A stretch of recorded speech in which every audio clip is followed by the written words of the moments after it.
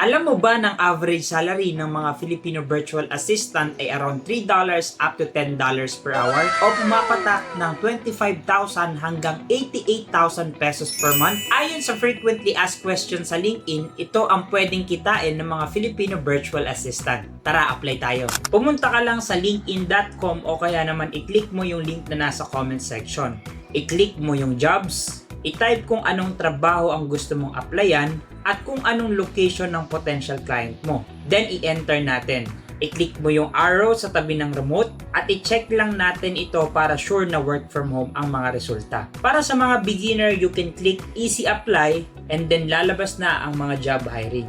Pumili lang tayo ng a-applyan, basahin ang mga requirements and qualifications, i-click mo lang yung easy apply at sagutan ang application form. Maghintay ng message sa email para sa susunod na instruction. Ano pang hinihintay mo? Apply na!